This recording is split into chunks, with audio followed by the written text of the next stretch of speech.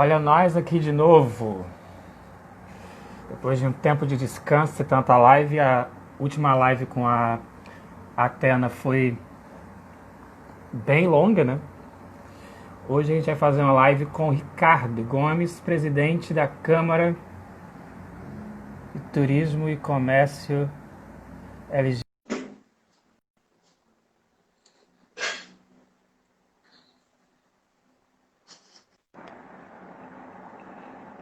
E aí, querido Ricardo, Atena de Beauvoir entrou aí na live. Tudo bem, Robson? Jobson, olha eu, Robson, louco Olha aqui. você já errando meu nome, tá vendo você?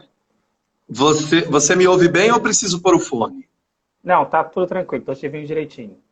Então Me vou ficar vendo, me assim. ouvindo? Então tá ótimo. Como é que você tá, querido? Tudo bem, uma correria louca, né? Porque nesse período a gente está fazendo muitas coisas da Câmara, do trabalho mesmo, do meu trabalho pessoal, que é de eventos, um terror, né? Tudo foi cancelado, tudo foi adiado, foi prorrogado, foi protelado, mas na Câmara a coisa não para, né? Então a gente segue aí com um monte de coisas. Saúde, É, santé, claro. cheers, pros, tudo. Essa história, aproveitando que a Atena está aí, a história de vinho, sábado passado, eu e a Atena fez uma live até acabar o estoque de vinho que tinha em casa. Meu Deus, Foram 4 lives seguidas de 1 hora, cara. Você ter, loucura. você ter noção como é Nesse que é. período tem muito isso, né? Muita coletiva, muita entrevista, muita live, muita reunião, um segmento. Então tem todo um novo normal aí que traz uma série de coisas para a gente, né? Então a agenda fica um aperto só. Eu imagino, né? A correria, eu acompanho suas redes sociais também, e percebo que a demanda está grande, né? De reuniões e lives aí. Por isso agradeço até o amigo ter conseguido espaço aí nessa agenda corrida para vir conversar um pouco com a gente aqui. Saudades Mas de é uma você, por honra. sinal. Saudades de você, por sinal. Quando tudo isso passar, espero que a gente se encontre logo, se encontre em breve. Pois é, eu tenho ido pouquíssimo ao Rio, já estava indo um pouco menos por causa de um monte de coisa antes de tudo isso acontecer, né? E agora muito menos, né? Mas espero que a gente volte em breve e que tudo volte. Normal nunca mais será, né? Eu espero que nós vamos ter aí um novo normal, mas a gente vai estar junto em breve. Tudo bem, querido. Então se apresenta aí. Você tem um currículo extenso, eu tive que abreviar naquela arte lá, mas se apresenta aí para as pessoas que estão assistindo, que vão assistir posteriormente a nossa live. Bom, na verdade, eu estou presidente da Câmara de Comércio e Turismo LGBT do Brasil, né? Essa minha gestão vai até 2022, setembro, então a gente tem mais um tempinho aí de trabalho ainda, né? Eu sou formado em comunicação, sou especialista em moda, hoje não trabalho mais com isso, né? Mas a gente sempre acaba bebendo das fontes que a gente tem. Fui professor universitário e trabalhei com algumas instituições de ensino na pós-graduação, também nos cursos do setor têxtil, moda e marketing, mas agora, atualmente, por conta dessas correrias todas, eu não tenho mais lecionado, né? Porque eu lecionava em São Paulo, Goiânia, Fortaleza, e aí virava uma correria maluca. Hoje está um pouco mais Como é que difícil. conseguia isso? Como é que conseguia conciliar essas aulas todas? Então, conciliava, eu só dava aula nas entidades, né, de ensino, nas instituições de ensino, que permitiam eu escolher a data, aquela especialização que tinha que ser aquela aula naquela data, a gente olhava previamente, se possível eu aceitava. Mas eu recusei muitas aulas porque batia em períodos que eu tinha eventos, ou da Câmara, ou dos meus clientes, então não dava para assumir. Agora, aquelas entidades, aquelas instituições de ensino que permitiam a troca da ordem das disciplinas, aí eles mesmos promoviam a troca com outros professores. Por mais que eles tinham feito uma uma sequência das disciplinas, eles propunham a outros colegas para troca, né? E aí eles estavam mais habituados, eles pegavam as pessoas mais complicadas, como eu, e conversava primeiro. Aí, às vezes, até antes de mandar para os outros, aí já sabia, né? Porque, assim, quem trabalha na academia é mais tranquilo, né? E aí, principalmente porque as aulas são fora, né? Então, por exemplo, na Unifor em Fortaleza, eram 2 semanas seguidas. Aí eu ia e não voltava. Então, eu aproveitava e pegava férias, porque as aulas eram só à noite. Então, eram 10 dias de aula, um período integral, né? Porque as disciplinas de pós-graduação são em bloco. Então, eu chegava lá numa sexta ou no sábado, começava a dar aula na segunda e vim embora só da outra segunda de 15 dias. Então, eu já aproveitava para ter um descanso. Eu preparava todas as aulas, levava tudo pronto, então eu só tinha que ir para a aula durante o dia, então eu pegava um tempinho de férias aí. Tinha compromisso todos os dias à noite, durante a semana eu nunca podia fazer nada, a não ser um jantar, alguma coisa depois, que aí geralmente saía com os professores, com os coordenadores dos cursos. Mas enfim, a gente conciliava. Agora, quando não podia trocar, né, por exemplo, o Senac não troca, por exemplo. Eu nunca consegui dar aula em São Paulo, porque nunca dava certo. Eu dei aula no Senac em Fortaleza. Em São Paulo eu nunca consegui dar aula. Quando deu certo dar aula em Fortaleza, eles disseram assim, você odeia São Paulo, Ricardo, porque a gente já fez 1 milhão de convites. Eu falei, não, é porque a data deu certo. E era até São Paulo que coordenava o curso lá em Fortaleza. Então a gente conciliava como dava, né? Então, fomos trabalhando assim. Enfim, então continue narrando o seu currículo aí, que eu tive que atrapalhar por causa da curiosidade. Não, imagina. E, na verdade, eu trabalho, na Câmara é um trabalho voluntário, né, que a gente faz, nem eu, nenhum dos diretores a gente tem salário, por mais que as pessoas não acreditem, né, que a gente, ou nem imaginem, né, que isso possa ser voluntário, porque eu dedico hoje muito mais da metade do meu tempo para a entidade, e menos da metade para minha empresa, né? Meu marido às vezes diz, olha, você já deu uma olhada no percentual de trabalho para a nossa empresa e para a entidade? Olha que ele é um diretor da Câmara.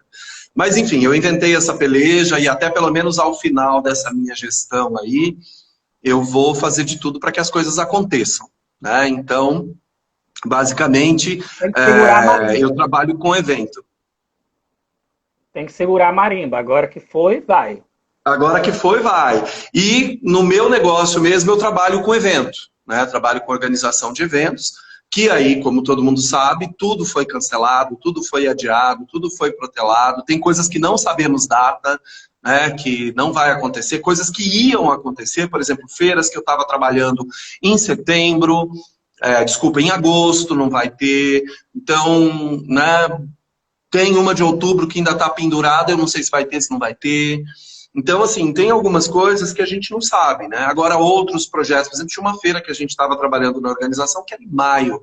Ela não vai ter edição desse ano e do ano que vem está prevista para novembro, porque como tem muita coisa internacional, eles estão preocupados que em maio os internacionais ainda não estejam à vontade para vir para o Brasil, ou que ainda não tenha vacina, ou que não tenha os protocolos. Então, para não correr risco, a desse ano foi cancelada e a do ano que vem não vai ser em maio, vai ser em novembro. Então, isso ocasionou para a gente o cancelamento da feira desse ano e a do ano que vem 6 meses para frente. Aí, quando a gente fala 6 meses para frente, é recebimento 6 meses para frente também. Então, além de perder o faturamento da feira desse ano, a do ano que vem, 6 meses a mais para poder realmente receber a parte maior e substancial do projeto. É complicado, né? A gente que lute, né, filho? Exatamente. A gente que lute, que o negócio está sério, está apertando cada vez mais. Me fala um pouco do que é a Câmara Nacional de Turismo e Comércio LGBT. Fala um pouco sobre ela. A Câmara, ela tem um propósito... Antes, né? Ela já existia. Ela é de 2009, ela foi fundada, e aí o pessoal que fundou depois de pouco tempo, ela acabou caindo no desuso, né? Então ela é documentalmente de 2009, no papel ela tem 10 anos, mas na verdade de trabalho efetivo a gente vai fazer 4 anos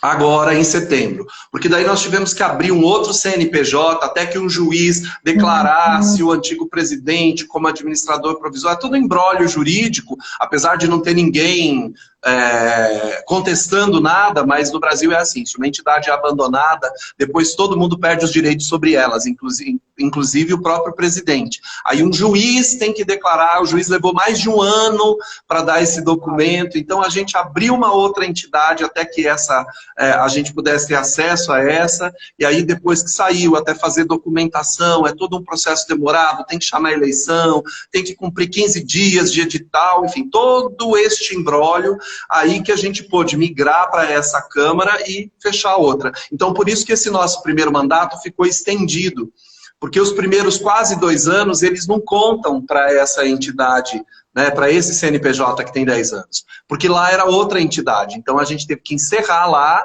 e começar como se fosse uma nova gestão ali. Enfim, então, você estava falando que consiste a Câmara.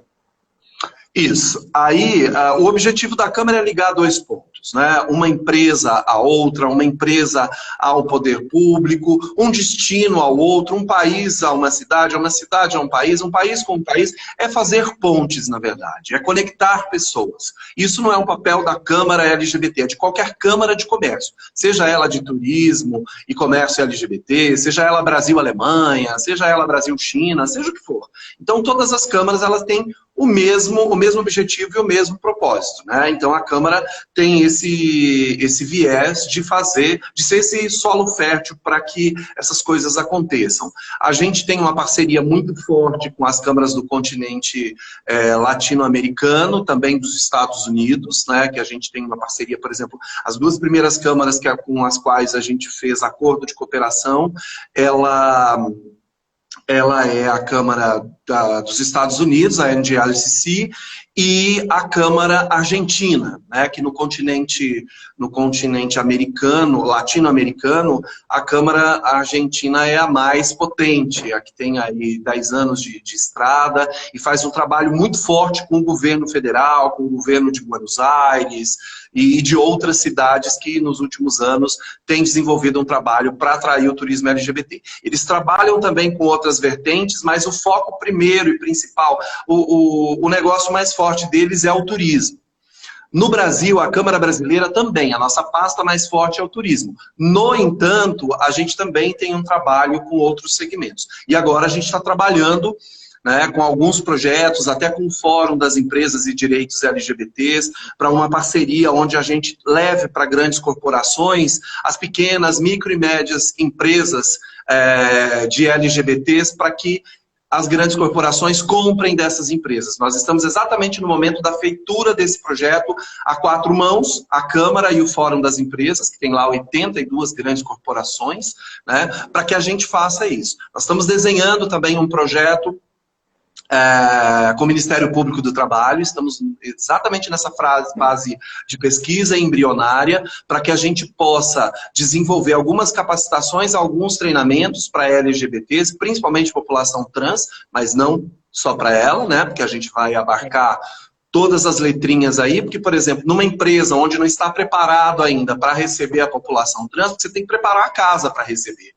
Né? Não é só botar um homem trans, uma mulher trans dentro da empresa. Na cova dos leões, né? Exatamente. A pessoa vai se sentir mal, não vai conseguir ficar no ambiente de trabalho, os outros colaboradores não foram preparados, então para a gente não perder vaga nenhuma, o nosso foco primeiro e principal é a população trans, que é a mais vulnerável, obviamente.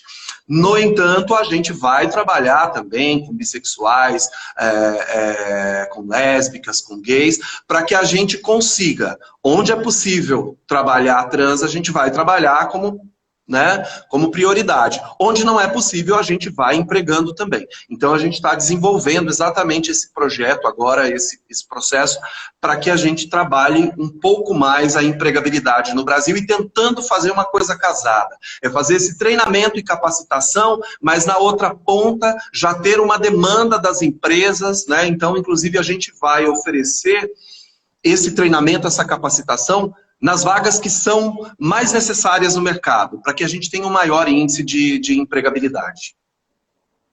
Olha meu primo Márcio na live aí. E aí, primo, beleza?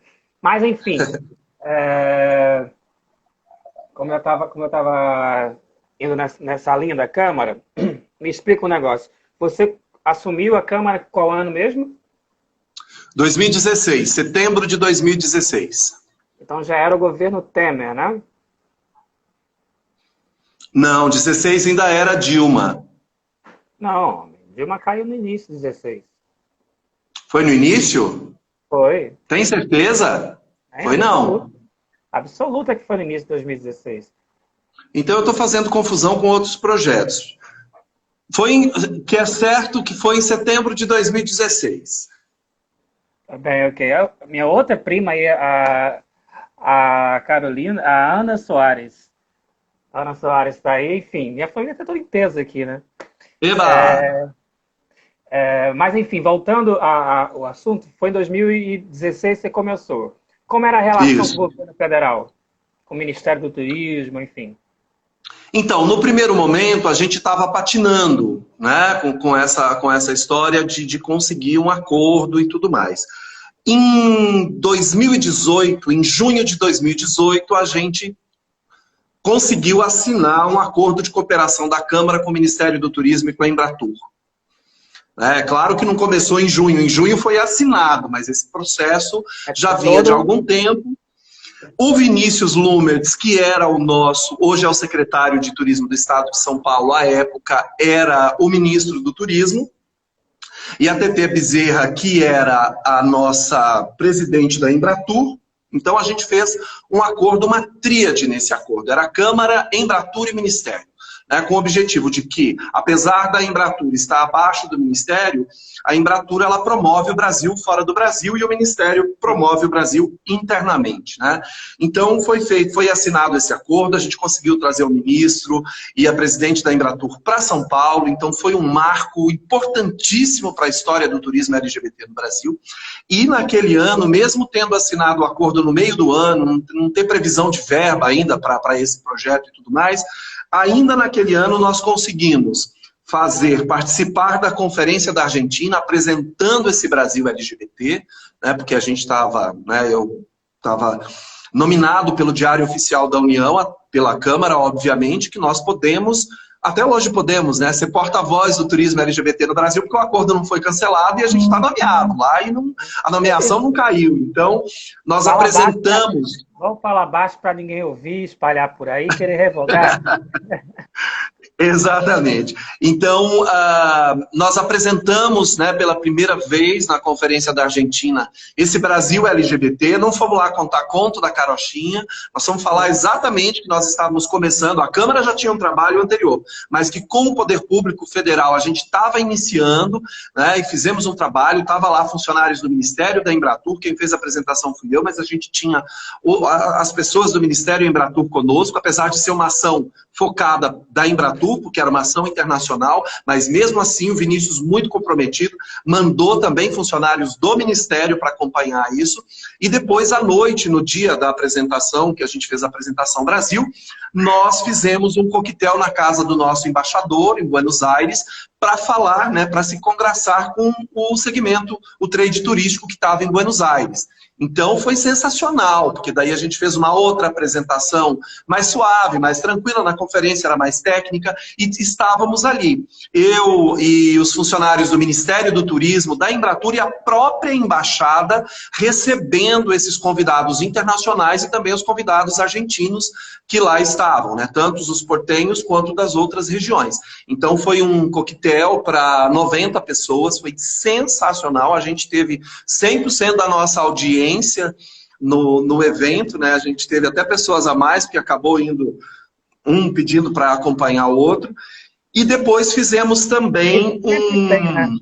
Sempre tem. Oi? Né? Alguém sempre vai levar mais alguém nessas coisas. Ainda mais sendo um coquetel, querido. Sendo um coquetel que Sim. E outra, na casa do embaixador, que é um palacete lindo em Buenos Aires, né? Você não ia querer ir? Eu ia querer. É sensacional. E tinha, Jobson, à época, e tem até hoje, todo mundo que trabalha com turismo tem um grande interesse pelo Brasil. Porque o Brasil é um país de dimensões continentais, de uma população gigantesca, e o mundo inteiro tem interesse no Brasil. Tanto de conhecer o Brasil, como estabelecer ligações, estabelecer parcerias para levar o turista LGBT também para fora do Brasil. Né? Porque quando você vai divulgar o Brasil, as pessoas também se divulgam para o Brasil. E essa sinergia é bacana e é boa. Né? A troca é maravilhosa. Exato, então a gente tinha lá pessoas de muitos países, né? Então foi um projeto muito bacana, fizemos também um treinamento em Minas Gerais, participamos da Feira de Turismo da ABAV com espaço dentro do Ministério. A Câmara já tinha parceria com a ABAV, né, e continua tendo até hoje, mas a partir daquele momento, o estande do Brasil, ele teria uma esquina, um lugar bacana de destaque para falar de turismo LGBT, e a Câmara que tocaria isso por conta dessa parceria com o Ministério e com a Embratur. Então esse era o propósito. E aí fizemos um planejamento para 2019. Né, de uma pesquisa sobre o turismo LGBT, das feiras internacionais, feiras nacionais, a revisão da cartilhinha, como receber bem o turista LGBT, que o Ministério tinha, a Câmara ia fazer a revisão, né, uma nova versão, atualizando dados e informações que mudam, enfim. E aí assumiu este governo e aí nada aconteceu. Na conferência do ano passado, nós tivemos 19 convidados internacionais. Nós conseguimos trazer 19 convidados internacionais e o Ministério do Turismo não respondeu nem o pedido de apoio institucional. Né? Eles sempre dizem que está em análise, eles não dizem não para nada. Está em análise, aí vence o prazo, aí você faz outro pedido, que está sempre em análise, é esse o comportamento do atual governo com o turismo LGBT, que é o mais rentável. Né? Mas é igual o auxílio emergencial, tem gente que está em análise até hoje. Né? Então, exatamente, é mais ou menos por aí. Esse governo aí é um desastre em todas as questões. O Perfumoso falou alguma coisa aí, eu acho que é para você. Leia aí. Deixa eu ver, eu sou ruim de olhar isso aqui, que eu corro tudo que nem um doido com esse meu dedão aqui. Apesar do governo federal retirar o incentivo, do segmento LGBT, continuamos. Sim, nós continuamos, e a gente vai trazendo novos aliados. Quando a gente assinou esse acordo com o Ministério e com a Embratur, a gente não ia ficar só nisso, a gente ia continuar trazendo para perto estados, municípios. A gente quis começar pelo governo federal, porque quando você tem a chancela maior, aí estados e municípios vêm mais facilmente. Né? Fica mais fácil. Mas uma vez que o governo federal... Exato. Uma vez que o governo federal, meio que, não oficialmente, mas desembarcou desse projeto, né? Então o que nós fizemos? A gente já estava fazendo esse trabalho de base. Hoje nós temos um acordo assinado com a cidade de São Paulo, com a cidade do Rio de Janeiro. Né? Temos o protocolo de intenções assinado com o Estado de São Paulo, que a gente vai transformá-lo agora num acordo, e estamos desenvolvendo todo um projeto, inclusive para o interior e tudo mais, que a gente está iniciando isso. Então, em breve, a gente assina com o Estado de São Paulo. A gente tem um namoro aí com o Estado do Rio de Janeiro também, né? E temos um namoro também com o Estado da Bahia, tudo namoro. E assim a gente vai ampliando, né? Então, e por exemplo, no ano passado, na conferência da Argentina, aí o Pablo e o Gustavo, que são os meninos da Câmara de lá... Você tá com muito namoro. O Darlan já sabe disso? Sabe. Ele é a favor. Eu sou um homem do mundo, né? Bom, aí na conferência da Argentina... É isso aí. Na conferência da Argentina, o que a gente ia fazer? E aí o pessoal da Argentina falou assim, Ricardo, o povo está me perguntando aqui, e agora, com isso que aconteceu com o Brasil, né? O presidente dizendo que o Brasil, quem quisesse vir transar com mulher, tudo bem, mas turismo LGBT não, como se turismo LGBT fosse turismo sexual.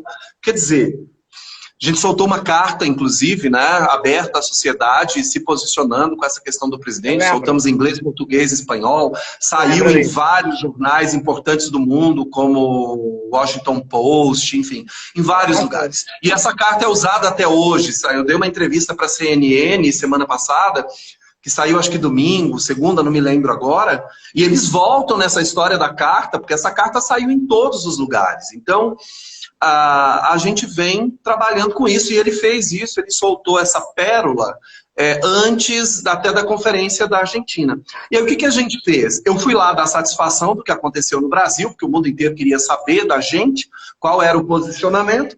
Falei, realmente o governo, sem ser oficial, mas ele desembarcou, porque nós estamos no começo do ano e não temos uma resposta deles, né?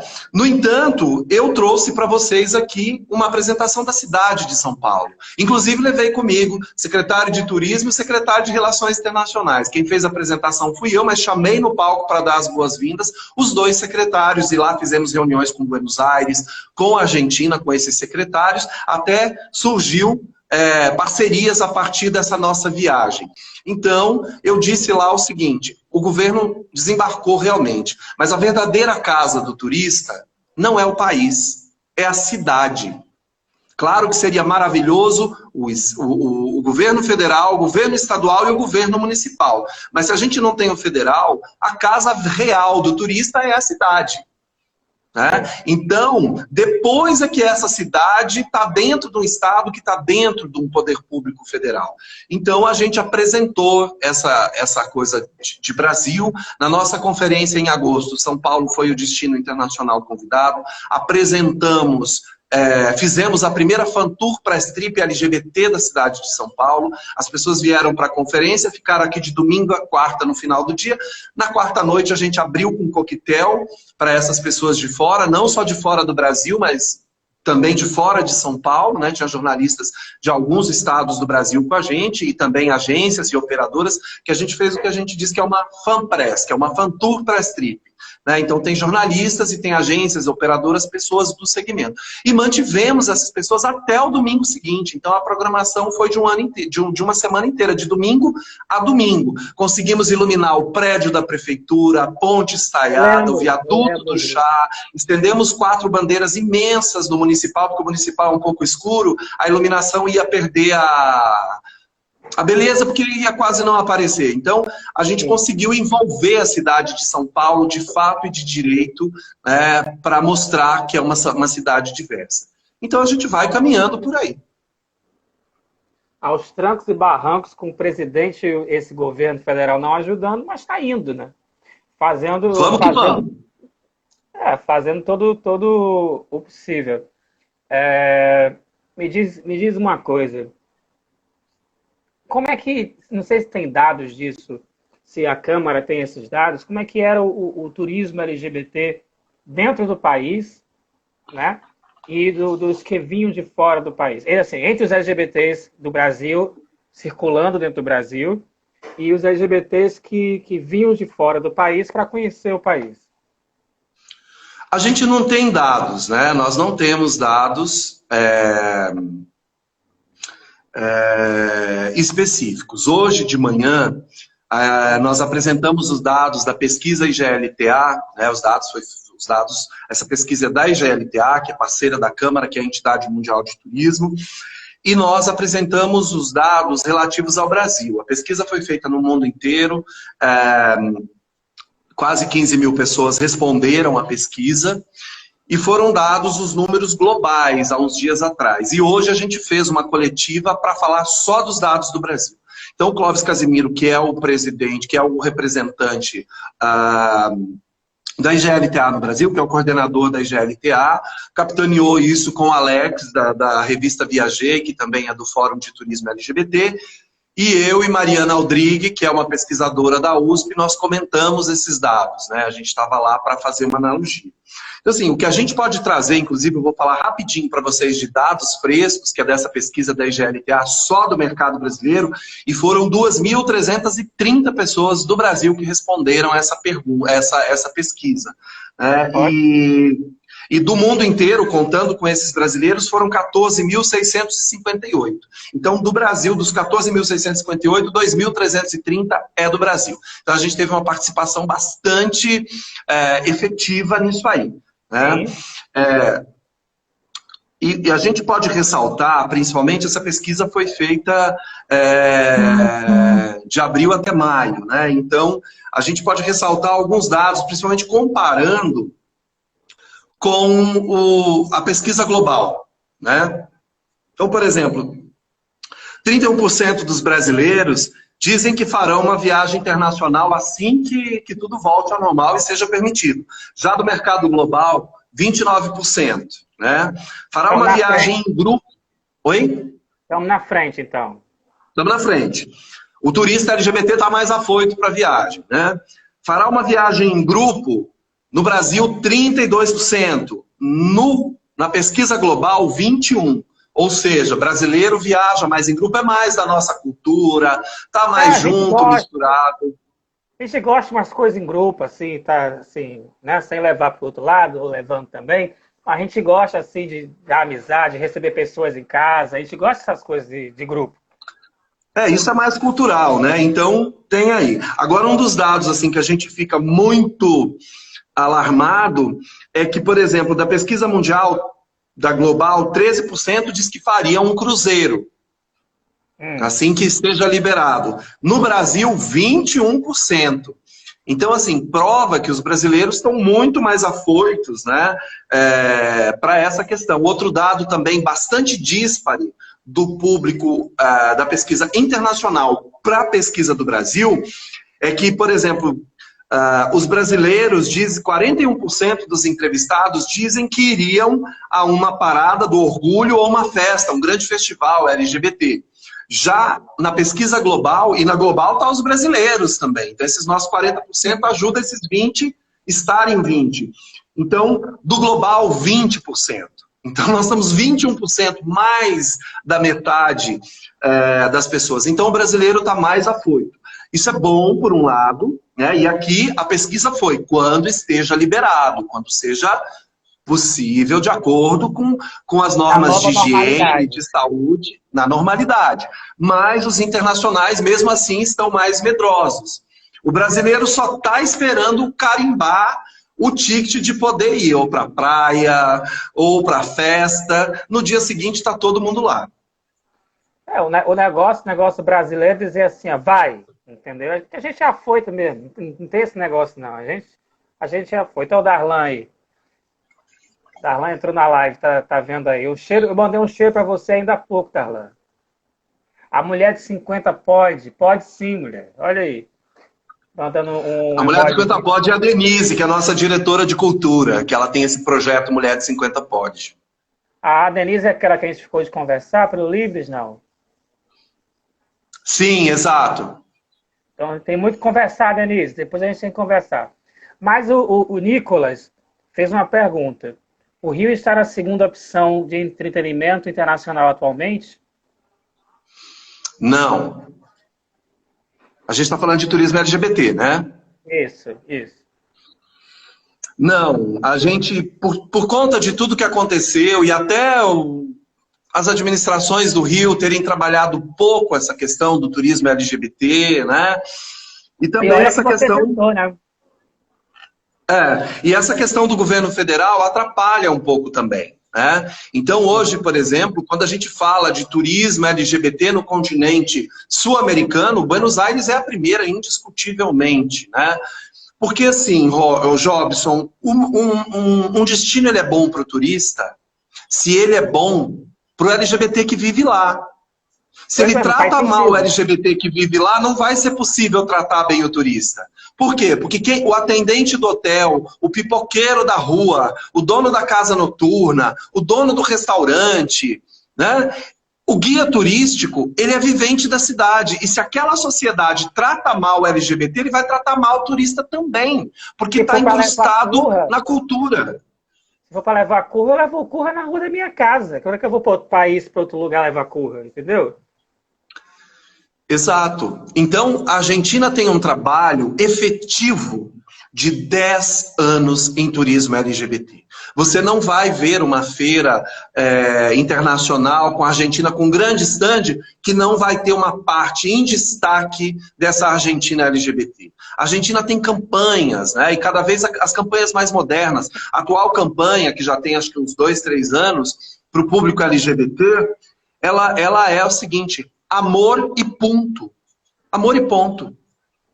Então é para aproximar cada vez mais de que amar uma pessoa do mesmo sexo é tão tranquilo quanto amar uma pessoa do sexo oposto. Então por isso a campanha não é turismo LGBT, não, é amor e ponto.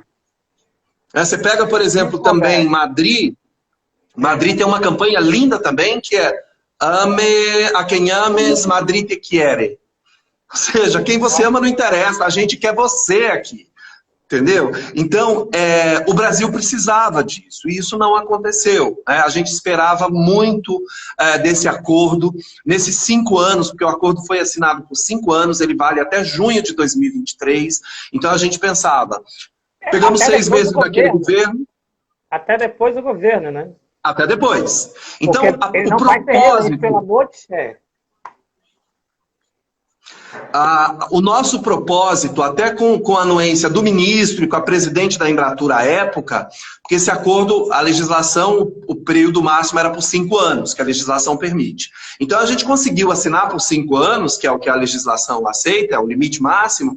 Por quê? Porque começaríamos com 6 meses naquele governo, 4 anos nesse governo atual e ainda 6 meses do próximo, tempo que a gente usaria para fazer o approach com o novo governo e renovar o acordo.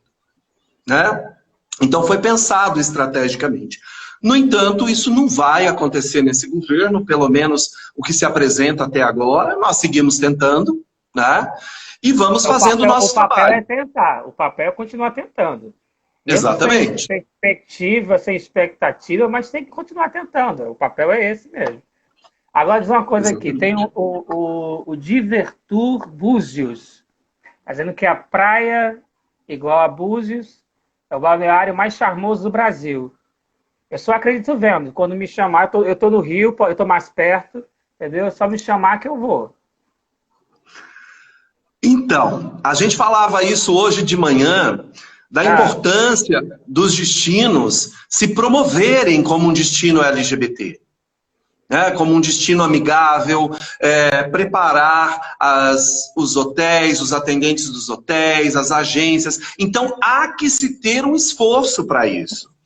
E, por exemplo, se você pega, por exemplo, Búzios, acho que é Búzios que tem o festival... Gente, me deu um branco agora, já eu lembro. Eles têm um festival LGBT lá que roda bem depois do carnaval. Eu não sei, estou 4 anos no Rio, eu tô ficando chateado com essa conversa, porque eu estou há 4 anos no Rio, se essa porra estiver rolando já desde quando eu estou aqui, e eu não fui comunicado, muito mais tempo que isso.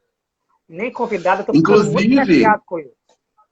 Inclusive, esse festival já está esgotado para o carnaval do ano que vem, depois do carnaval, ele roda depois do carnaval. E a informação que eu tive hoje de manhã, chama Joy o festival. Joy Búzios. Ele já anunciaram que já está esgotado. Então, assim, a cidade de Búzios tem que aproveitar que ela tem um festival grande, que já acontece há anos lá, ela já tem imagens, agora ela tem que trabalhar todo esse entorno. E não só Búzios, todo mundo, né? Tá aqui o Fernando colocando aqui pra gente, que é a Joy Búzios. Então, isso é muito importante, aproveitem isso, porque senão fica só no festival. Para não ficar só no festival, tem que aproveitar que você já tem um contingente de milhares de pessoas que vão a Búzios por conta disso. Né? Aí estão falando aqui pra gente que também tem a parada do orgulho, tem bloco carnaguei no carnaval. Tudo isso é muito bom, mas a cidade tem que promover isso.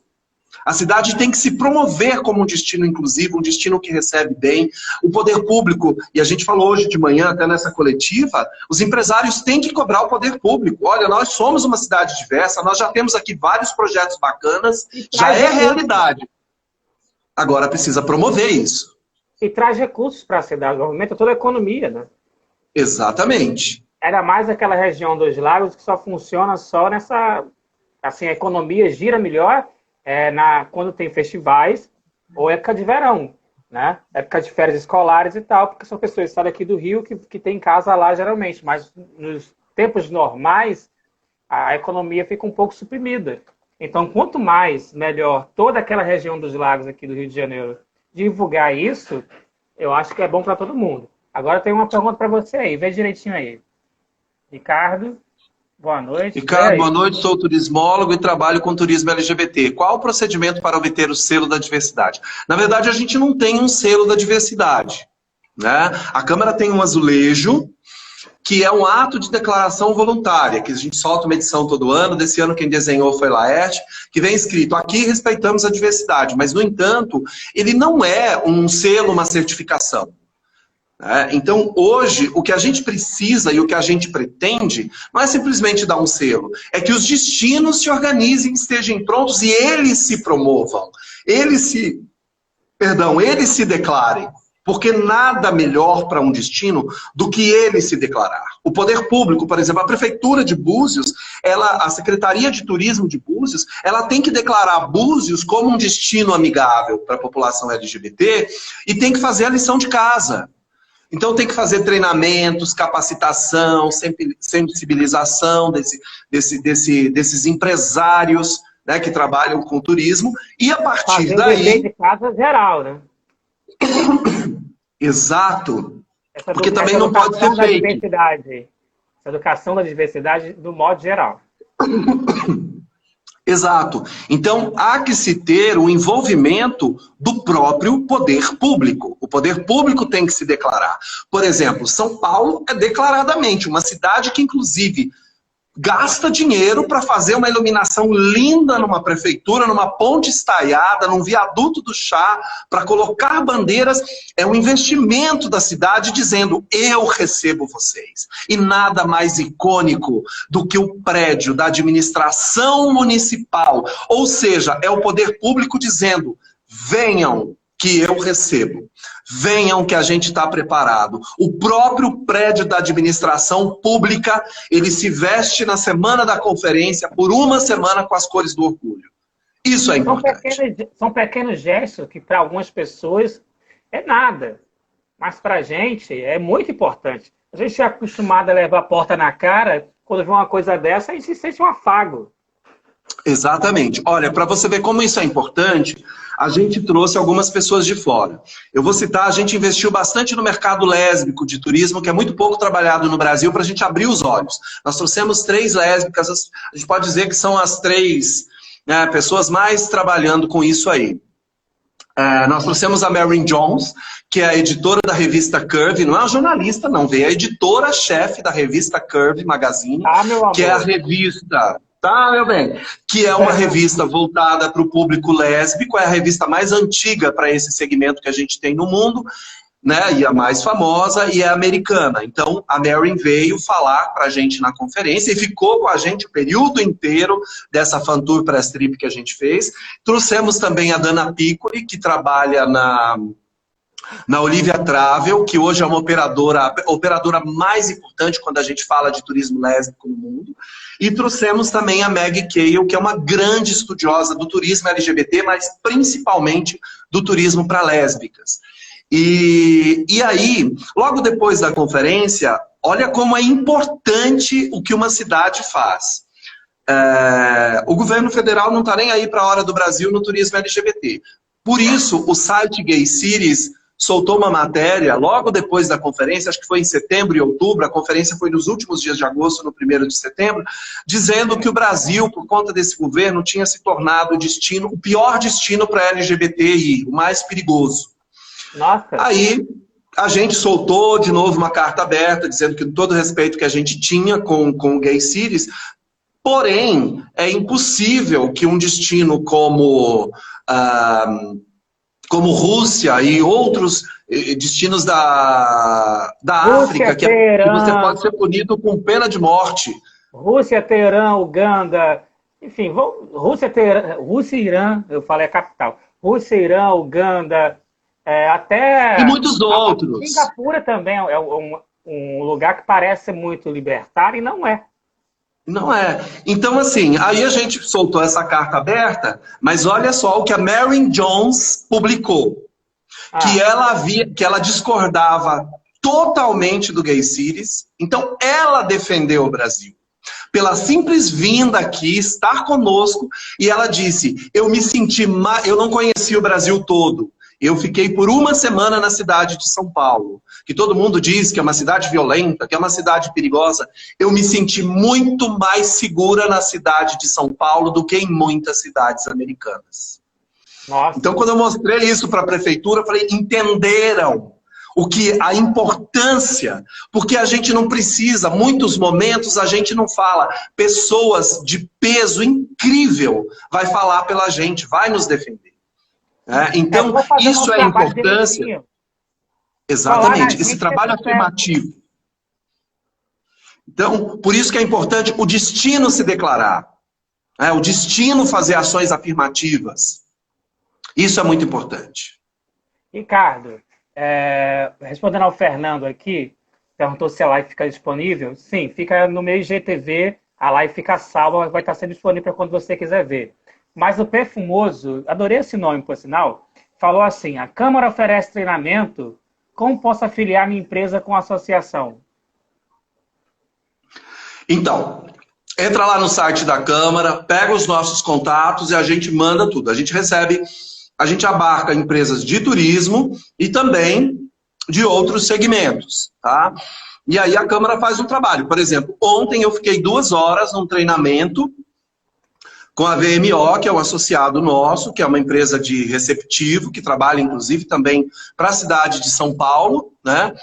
Fazendo um treinamento com 25 pessoas. Nós ficamos 2 horas trabalhando nesse primeiro treinamento, vários conceitos básicos, várias coisas iniciais, para depois a gente começar. O Darlan está colocando aí, que pode mandar um e-mail para darlan@camaralgbt.com.br, que está aí no escrito, que ele manda as informações direitinho. Por que eu não vou falar tudo aqui para não tomar tempo com isso, né? A gente pode fazer isso mandando todas as informações por e-mail.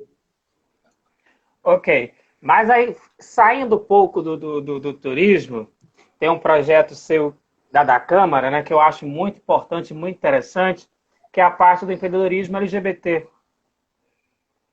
Que são aqueles pit stop que vocês fazem. Inclusive, já participei de alguns aqui no Rio e achei a ideia super bacana.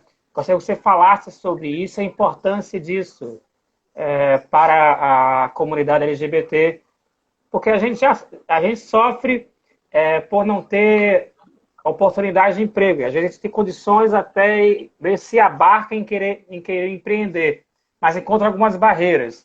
Mas fala um pouco sobre isso, sobre essa experiência que a Câmara tem realizado já tem um bom tempo.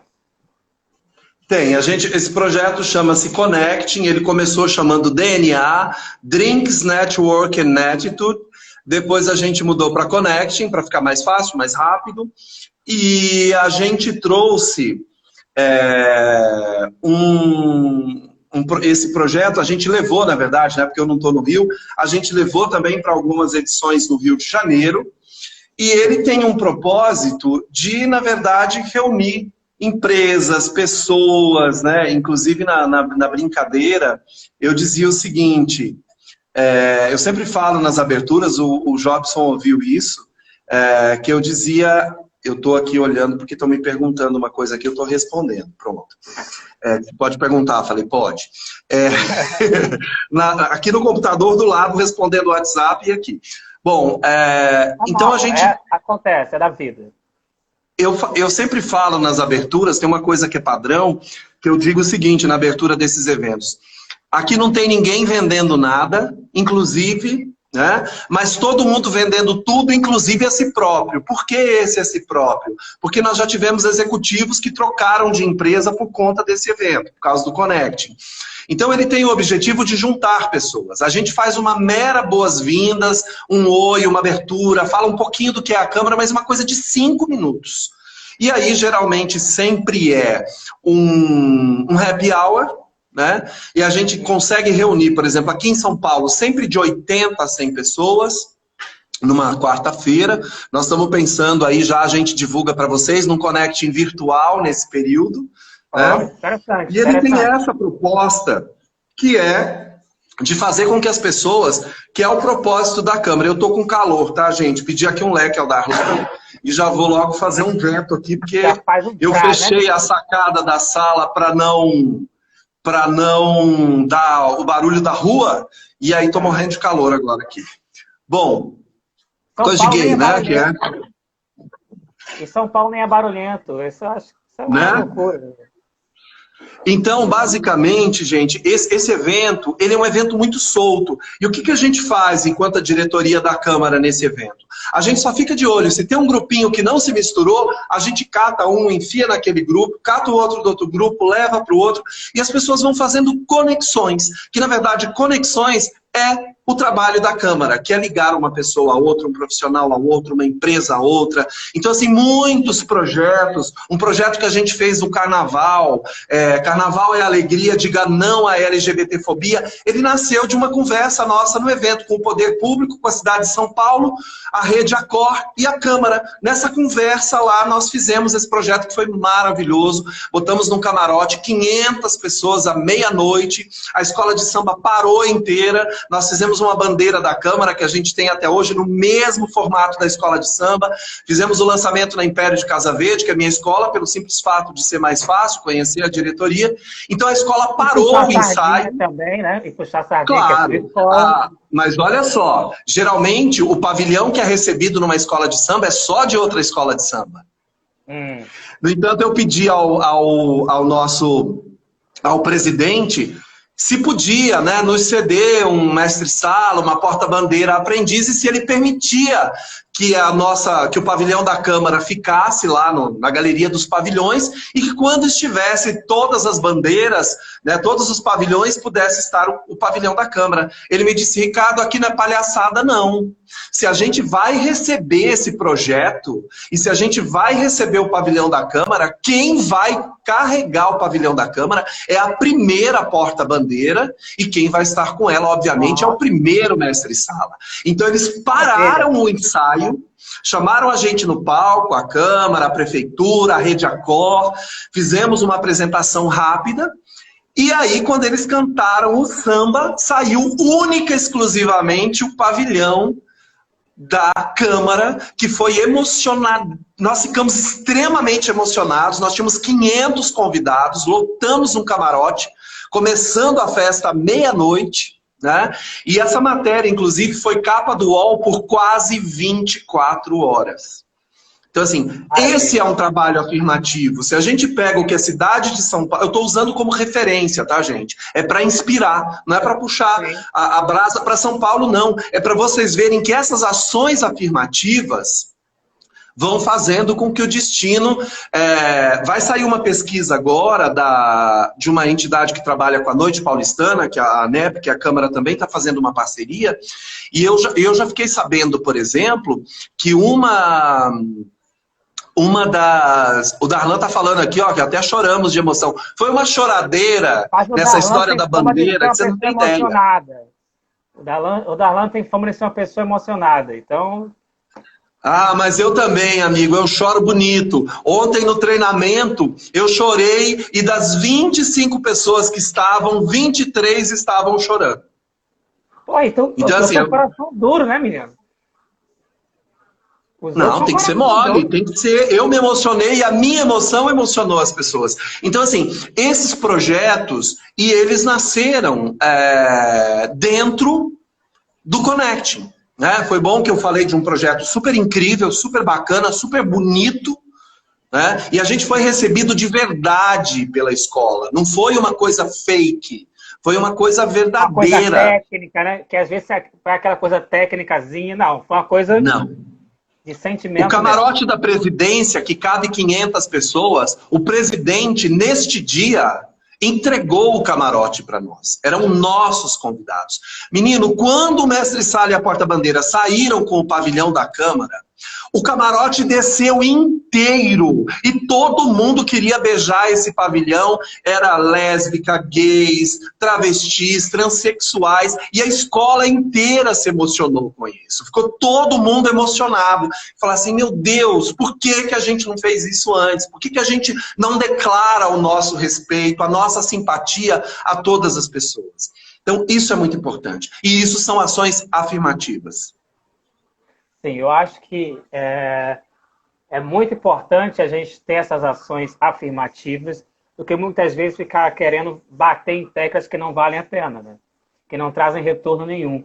Porque ações como essa trazem retorno, não só para nesse dia, mas para outras questões, abrem portas para outras questões e auxiliam também as pessoas que estão no entorno da escola em Sam, por exemplo, como naquele Connect que se fez aqui no Rio, que ajudou algumas pessoas que eu tenho contato até hoje a conseguirem seguir em frente com um projeto, tipo a André Brasil com Capacitães, tem a Nani com o projeto dela também, que eu acho muito importante. Enfim, eu acho que, além de abrir portas, dar suporte para essas pessoas, né, para que elas consigam continuar fazendo aquilo que elas querem fazer.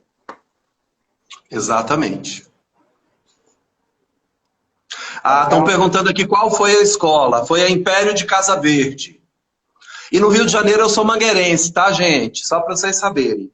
E o ano passado eu tive o privilégio de ser campeão com a Mangueira e ser campeão com a Império de Casa Verde. Acho que isso nunca mais vai se repetir, né? Eu e Darlan, a gente ter sido campeões nos 2 anos, no Rio e em São Paulo, que a gente é mangueirense e imperiano aqui.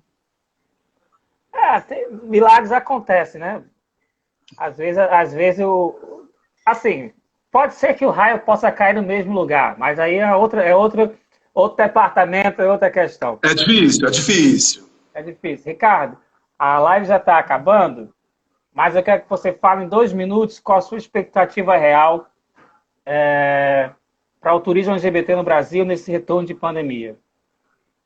Olha, eu acho que tem aí, inclusive nós temos um projeto que é o Réveillon Rio Beach House, que acontece aí no Rio, aí não é um projeto da Câmara, é um projeto meu, a gente está em reunião aí para ver se isso vai acontecer, não vai acontecer, a gente está com muita expectativa, eu acho que o momento é de viagens internas, né? Até porque nós estamos barrados, nós estamos bloqueados nos Estados Unidos, nós estamos bloqueados na Europa, estamos bloqueados no Paraguai, estamos bloqueados na Argentina.